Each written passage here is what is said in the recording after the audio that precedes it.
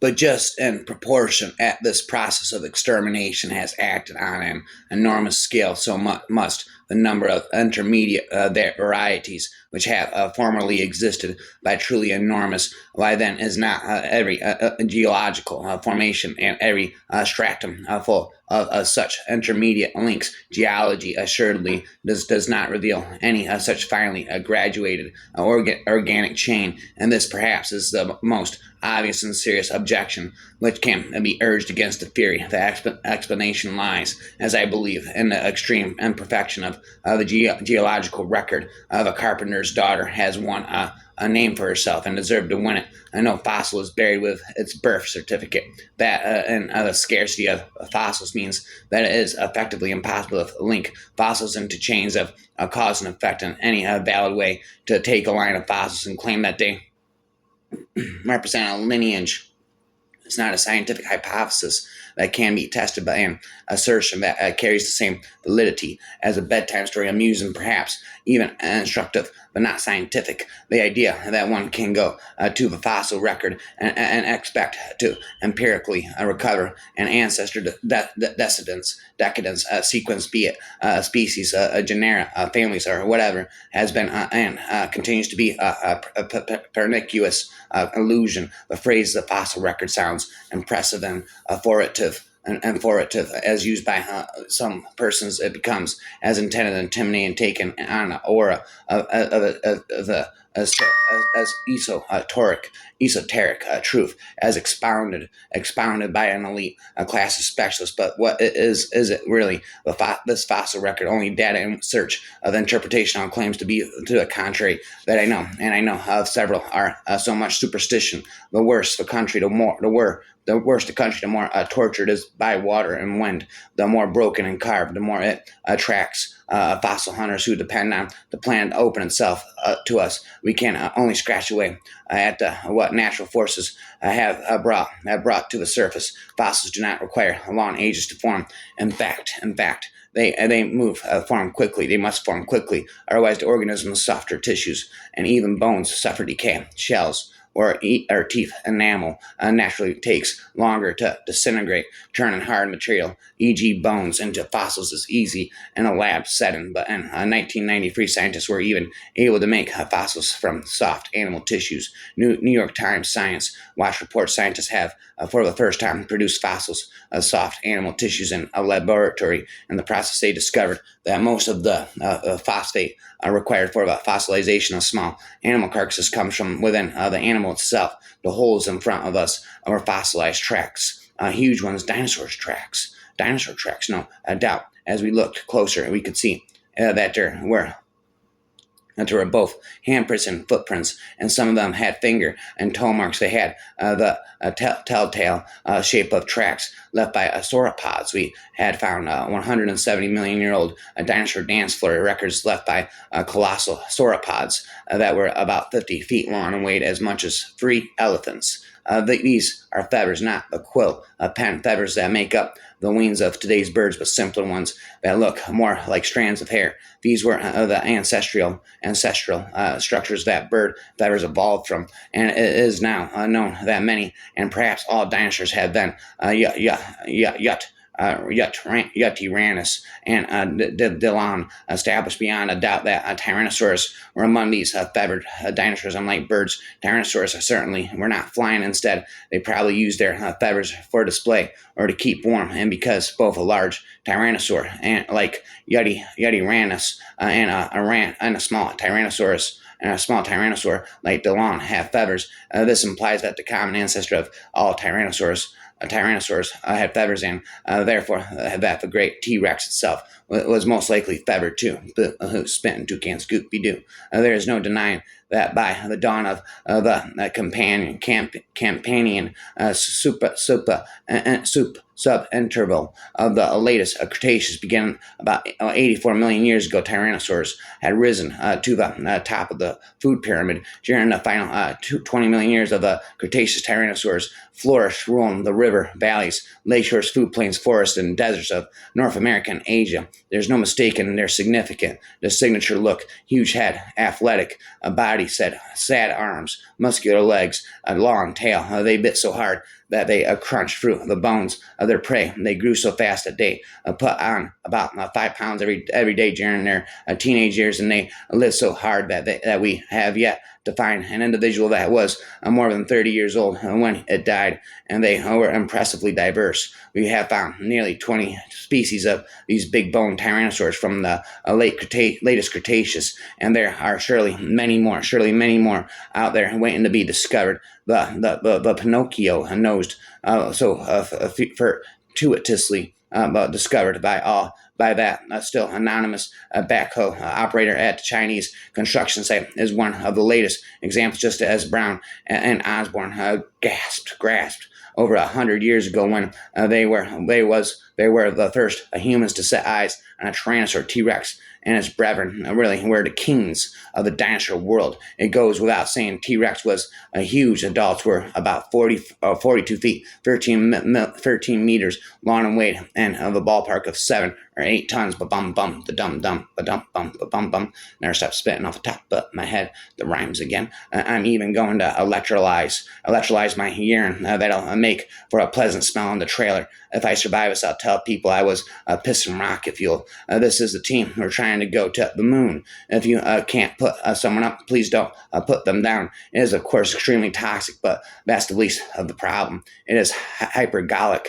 with every unknown fuel, and so rapidly hypergolic that no ignition delay has ever been measured. It is also hypergolic with such things as cloth, wood, and test engineers, not to mention asbestos, sand and water with which reacts explosively. It can be kept in some of the ordinary structural metal, steel, copper, aluminum, etc. because of the formation of a thin film of insoluble metal fluoride, which protects the bulk of the metal, just as the invisible coat of oxide on aluminum keeps it from burning up in the atmosphere. If, however, this coat is melted or scrubbed off and it has no chance to reform, the operator is confronted with the problem of coping with a metal fluorine fire. For dealing with this situation, I have always recommended a good pair of running shoes. A troubled mind can make rocket science out of nearly anything. We can build rockets to explore outer space and enhance the quality of life on Earth. We can use them to destroy other nations. 300 years ago, mathematicians were learning to break the cannonball's rise and fall into stair steps of range and height, X and Y, allowing them to grow smaller and smaller, approaching zero as armies of eternally shrinking midgets galloped upstairs and down again. The pattern of their diminishing feet growing finer, smoothing out into continuous sound. This analytic legacy has been handed down intact. It brought the technicians to peer at the Scania films of rocket flights, frame by frame, X by Y, flightless themselves, film and calculus, both pornographies of flight. Sad they are throwing out Earth's resources into outer space in the name of science, and poor people get enchanted with those shitty photographs of Mars and dark holes. We cannot become a successful race of space explorers with traditional rocket and jet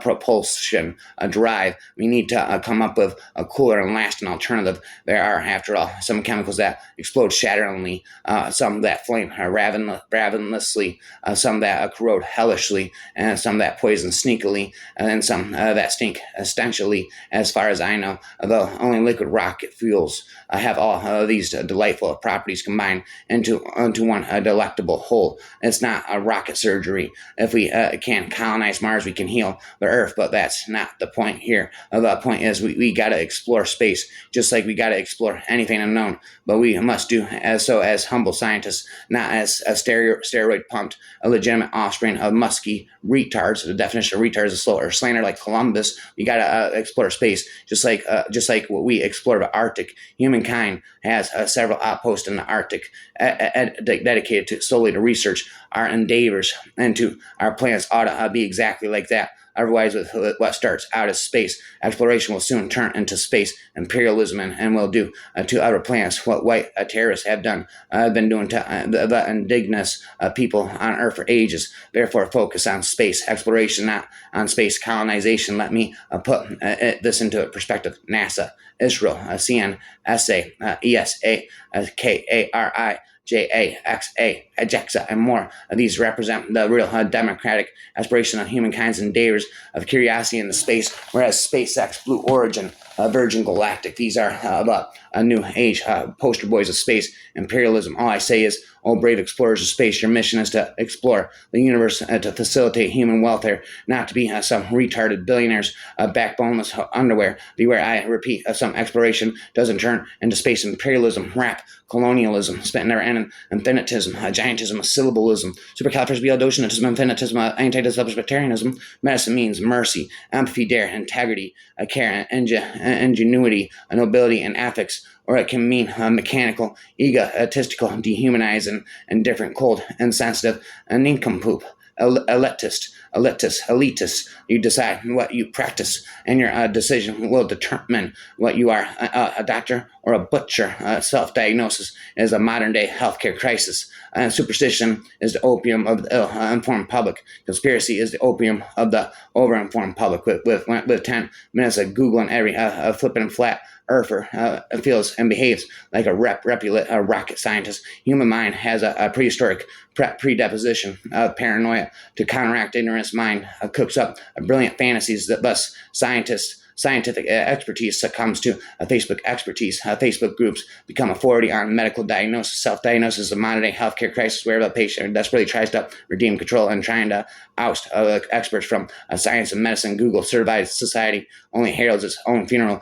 Take people out of healthcare, and healthcare is dead. Take doctors out of healthcare, and healthcare is damaged. Healthcare means age first, rules later. To control disease is called treatment. To be aware of health it's called wellness. Medical science victimizes humans to treat humans. Body cannot survive in the vacuum of space. Away goes a day.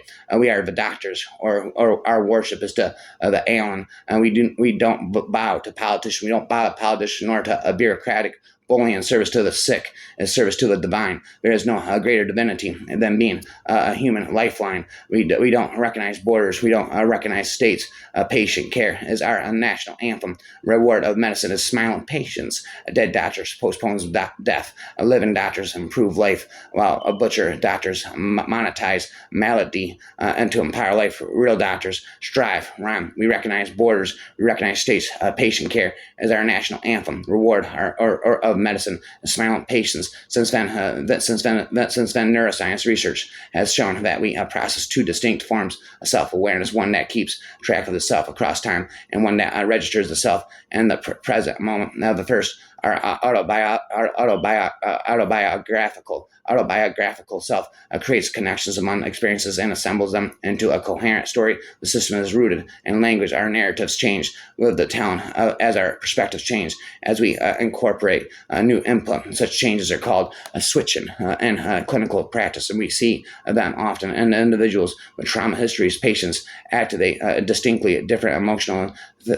physiological states as they move from one topic to another. Switching manifests not only as remarkably different vocal patterns, but also in different facial expressions and body movements. Some patients even appear to change their personal identity from timid to forceful and aggressive, or from anxiously compliant to starkly seductive. When they write about their deepest fears, their handwriting often becomes more childlike and primitive. There is no question traumatized people have irrational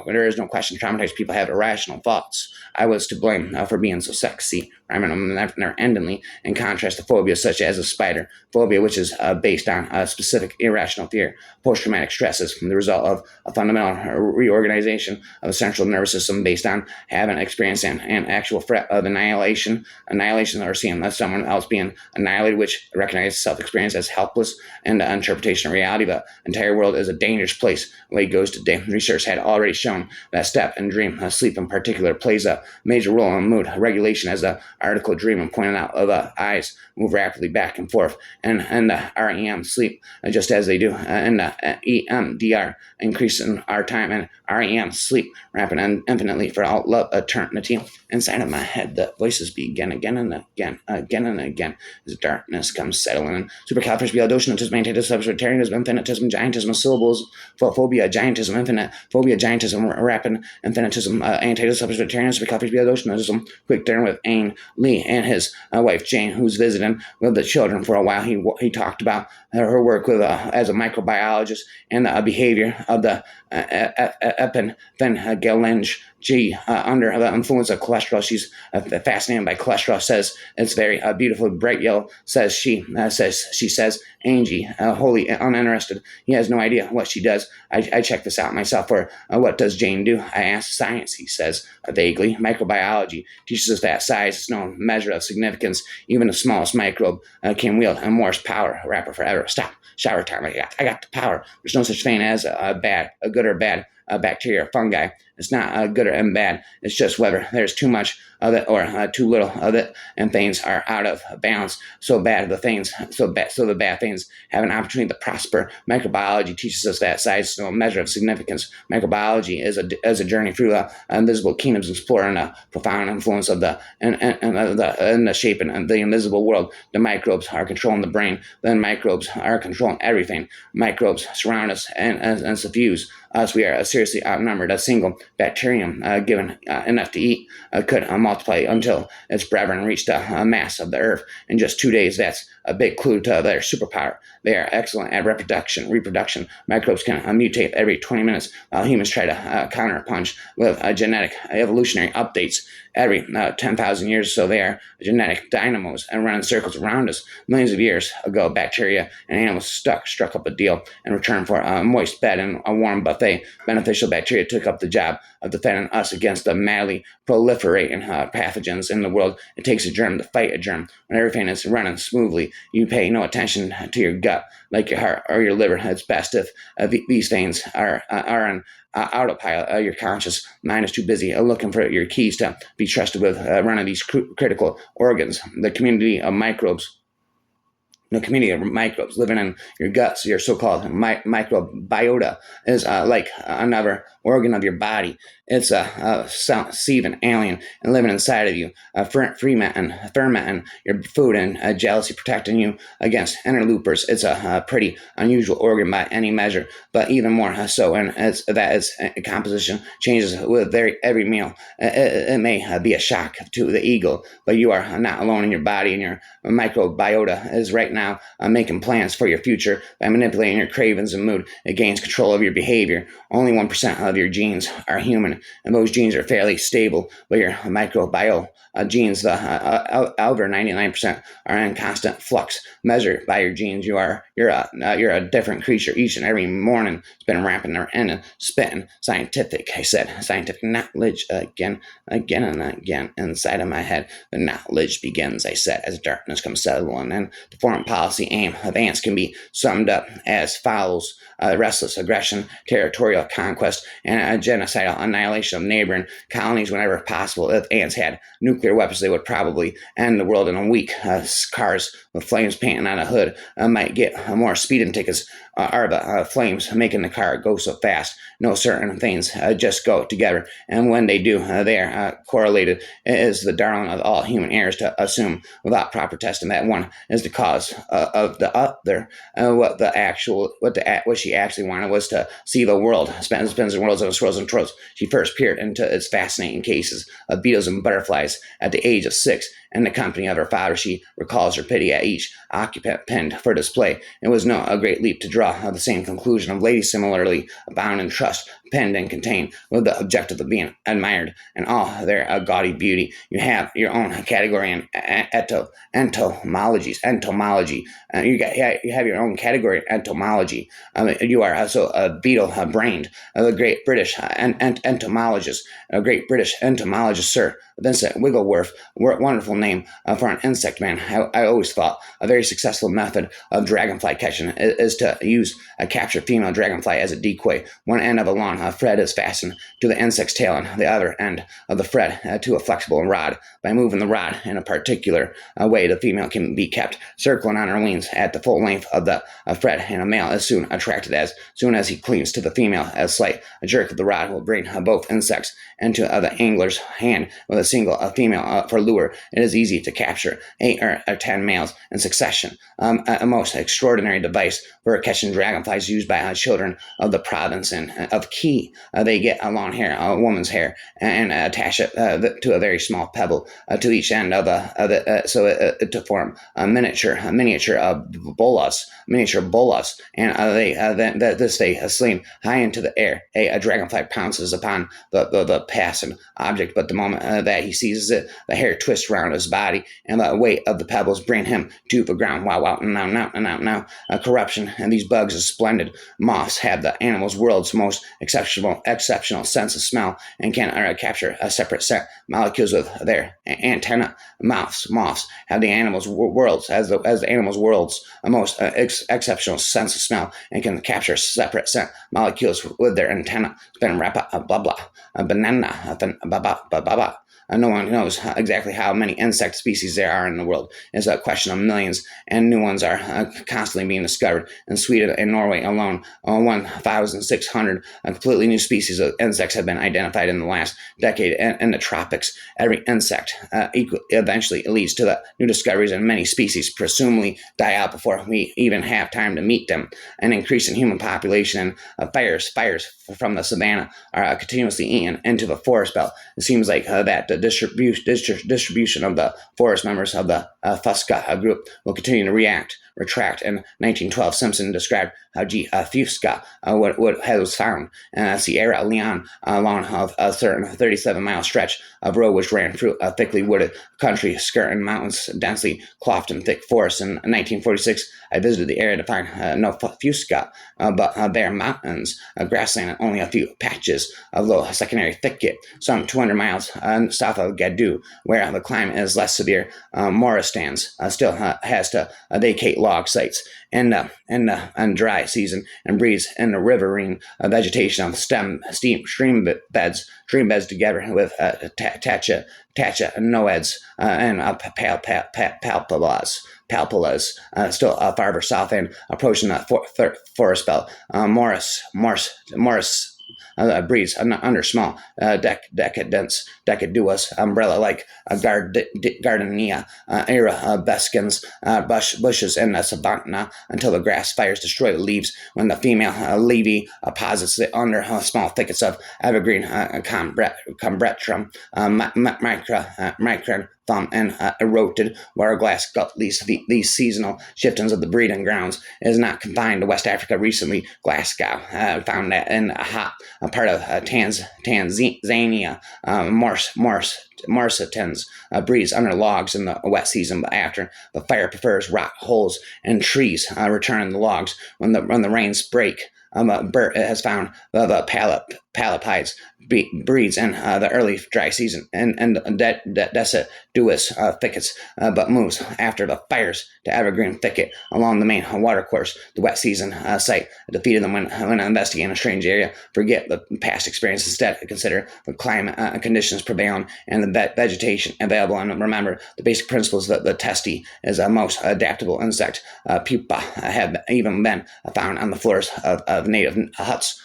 Tater looks like rain. Not busted nut in your mama's butt. Again, get two things are infinite: the universe and human stupidity. I'm not sure about the universe. The saddest aspect of life now is that science gathers knowledge faster than society gathers wisdom. Without wealth, without work, pleasure without conscious, knowledge without character, commerce without morality, science without humanity, worship without sacrifice, politics without principle, razzle dazzle, purple snapple. Never memorize something that you can look up. One, remember to look up at the stars, and down on your feet. Two, never give up work. Work gives you meaning and purpose, and life is empty without it. There, free. If you're lucky enough to find love, remember it is there, and don't throw it away. Wait, it goes the day. The fact that we live at the bottom of the deep gravity well on the surface of a gas-covered planet, and going around a nuclear fireball 90 million miles away, and think that this is to be normal is obliviously some indication of how skewed our perspective tends to be. The most beautiful experience we can have is the mysterious, is the fundamental emotion that stands at the cradle of true art and true science. Rapid reliance spent for ether and ether. Stop rapping ether for ether and ether. stops repping, never stops repping again. Off the top of my head, again and again. And time extinction comes for all species. Some leave decadence, descendants. Others do not. Beautiful as the image. There is no tree of life. The shape of biodiversity is more like a chaotic blanket individual threads, a split and being snipped off a branch, and again creating an incredible tangle of species that are both discrete and connected. All the species alive in this moment at the dawn of the Paleogene will eventually perish, but some will sprout populations at a little different from their point of origin, variations that will survive even as their parent species disappear, and with them the same ecological dance will begin again. The species that exist today will shape what tomorrow looks like life itself, driving the profusion of so many unique forms. But outdoor gathering can be just as critical as hunting, because men sometimes return with nothing, in which case the family must rely entirely on gathered foods. Bend your wrists back and forth, open and close your hand. When you do this, you are using joints that first appeared in the fins of fish, like earlier. These joints did not exist later. We find them in limbs, the innate propensity to look for and impose structure is revealed as a prominent feature of our species, both by archaeology and extent. Hunter-gatherer societies. The Human Hall of Dinosaurs at Yale's Peabody Museum may not bill itself as a place of spiritual pilgrimage, but that's sure what it feels like to me.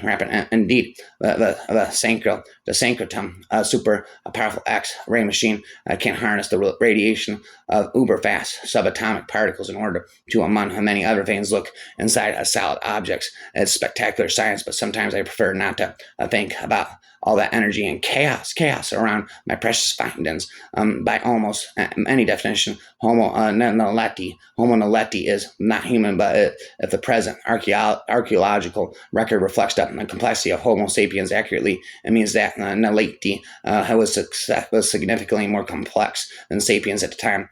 Protein is more stable than DNA over time, and so this new technology offers a fresh way to study fossils. Many a dinosaur was probably swept away by floodwaters or entombed by mud avalanches, but the mega monsoons also had another effect. They helped divide Pangaea into environmental provinces characterized by different amounts of precipitation, varying severity of the monsoonal winds, and different temperatures. The equatorial region was extremely hot and humid, a tropical hell that would make summer and today's Amazon seem like a trip to Santa's workshop. By comparison, then there were vast stretches of desert extending about 30 degrees of latitude on either side of the equator, like the Sahara, only comparing a much broader swath of the planet. Temperatures were well into the hundreds, over 35 degrees Celsius, probably all year long, and the monsoonal rains that pounded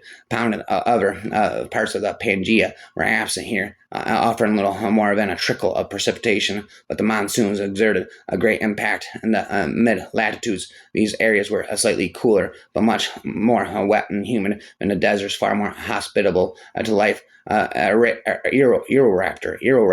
and the other dinosaurs lived in such a setting smack in the middle of the mid-latitude humid belt of southern Pangaea. Pangaea may have been a united landmass, but its treacherous weather and extreme climates gave it a dangerous unpredictability. It wouldn't have been particularly safe or pleasant place to call home. But the very first dinosaurs had no choice. They entered a world still recovering from the terrible mass extinction at the end of a Permian, a land subject to the violent winds of storms and the blight of blistering temperatures. So did many other new types of plants and animals that were getting their start after the mass extinction cleared the planet. All of these newbies were thrust onto an evolutionary battlefield. It was far from certain that dinosaurs were going to emerge triumphant. After all, they were small and meek creatures, nowhere near the top of the food chain. During their earlier years, they were hanging around with lots of other species of small to mid-sized reptiles, early mammals, and amphibians in the middle of the food pyramid, fearful of the crocodile line archosaurs who held the throne. Nothing was handed to the dinosaurs. They were going to have to earn it, spit it, wrap it forever. ever. The initial eruptions in Morocco released clouds of carbon dioxide, a powerful greenhouse gas which rapidly warmed the planet. It got so hot that strange ice formations buried within the seafloor called clathrates melted in unison all throughout the world's oceans. Clathrates are unlike the solid blocks of ice we're used to. The ones we put in our drinks or carve into fancy sculptures or parties. They are more porous substances as lattice work of frozen water molecules that can trap other substances inside. One of those substances is methane, a gas that seeps up constantly from the deep earth and infiltrates the oceans, but is caged in the clathrates before it can leak into the atmosphere.